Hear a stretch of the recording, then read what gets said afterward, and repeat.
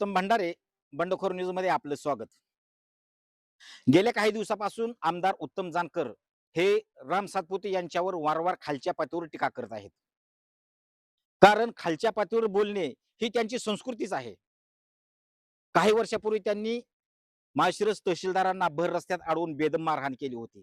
त्याबद्दल त्यांच्यावर गुन्हाही दाखल झाला होता। त्याचबरोबर त्यानंतर धैर्यशील मोहिते पाटील यांच्या बंगल्यावर हल्ला करा, त्यांचं तांगडं मोडा असे बोलल्याची क्लिप व्हायरल झाली होती। तेव्हा मोहिते पाटलांना जानकरांची गरज होती, म्हणून त्यांनी राजकारणासाठी त्यांच्याशी जुळवून घेतलेली असली तरी मोहिते पाटलांच्या जखम इथं आहे। वरून ते जानकरांशी गोड बोलत असतील तर त्यांच्याबद्दलचा जो रोष आहे तो मनात आहे, हे आम्हाला चांगलं माहिती आहे। राम सातपुते हे कशा पद्धतीने काम करतात हे माळशिरस तालुक्यानं पाहिले। त्यांनी कधी कुणाशी दादागिरी केलेली नाही, कुणाला मारहाण केलेली नाही। उत्तम जानकर ज्या पद्धतीने गुंडगिरी करतात त्या पद्धतीने राम सातपुते यांनी गुंडगिरी केलेली नाही। हे 2019 पासून आम्ही पाहतोय, तरीही राम सातपुते दहशत माजवतात, गुंडगिरी करतात, अशा पद्धतीचे सोशल मीडियावर पोस्ट व्हायरल केले जात आहेत।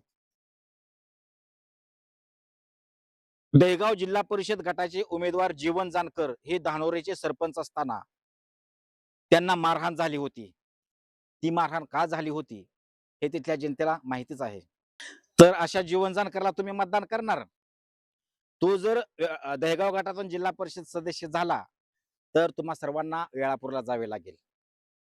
आणि उत्तम जानकर हे गेल्या 1.5 वर्षापासून माळशिरस तालुक्याचे आमदार झालेले आहेत। ते कशा पद्धतीने जनतेची कामं करतायत हे आम्ही लांब असलो तरी आम्हाला समजते। बरेच लोक वेळापूरला जाऊन नाराज होऊन आलेत आणि आमच्याजवळ बोललेत की आमदार झाले, आम्ही त्यांच्याकडे कामं घेऊन गेलो पण ते कामं करत नाहीत। त्याच पद्धतीने तोच अनुभव तुम्हाला जीवन जानकर जिल्हा परिषद सदस्य झाल्यानंतर येणार आहे। पण संस्कृती सातपुते या जर जिल्हा परिषद सदस्य झाल्या दहेगाव गटातून तर राम सातपुते यांचं बारीक लक्ष लागणार आहे। कारण दहेगाव गटामध्ये पालकमंत्री जयकुमार गोरे यांची सभा झाली। त्या सभेत दहेगाव गट मी दत्तक घेतोय असं ते म्हणाले होते। ग्रामविकास मंत्री म्हणून जयकुमार गोरे यांचं दहेगाव गटावर बारकाईने लक्ष राहणार आहे। रामभाऊ सातपुते मांडव्याजवळ नातेपुतेजवळ मांडवे येथे जवळच राहायला आहेत। तुम्ही त्यांना कधीही भेटू शकता, कधीही फोन करू शकता, तुमची फोनवर ते काम करू शकतात। पण जीवन जानकर जर जिल्हा परिषद सदस्य झाले तर एससी समाजाचंही प्रचंड नुकसान होणार आहे। बाप आमदार झाला, बोगस दाखल्यावर पुन्हा मुलगा जिल्हा परिषद सदस्य होणार, पुन्हा जर पंचायत समितीचं सभापती पद जर आरक्षित झालं तर त्या ठिकाणी बोगस दाखल्यावर आपल्याच घरातल्या कोणाला तरी उत्तम जानकर पंचायत समितीचं सभापती करणार। ग्रामपंचायत पासून संसदीय राजकारणापर्यंत उत्तम जानकर हा बोगस दाखल्यावर आपल्या घरातील सदस्यांना तिथे पाठवणार।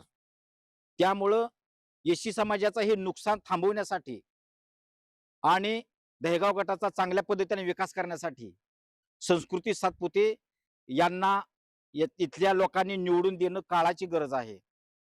कारण राम सातपुते हे नेहमी सत्ताधाऱ्यांच्या मुख्यमंत्री देवेंद्र फडणवीस यांच्या संपर्कात आहेत, पालकमंत्री जयकुमार गोरे यांच्या संपर्कात आहेत।